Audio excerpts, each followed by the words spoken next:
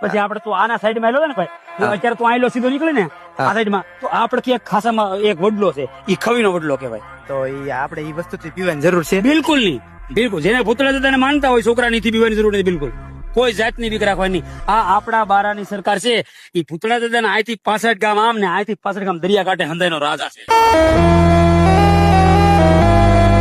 દાદાના લાઈવ પડતા છે, અવારનવાર છોકરાઓના દર્શન દે છે, બધાને દર્શન દે છે.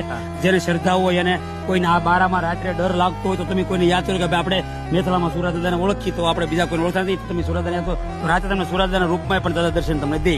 ભાઈ તમારે ડર ન લાગતા તમને ઘરોથી મૂકી દો. એવા લાઈવ પડસા કેટલાય છે આપણા બારોટ થી માંડી અભિયાનમાં છે, હજી એ છે.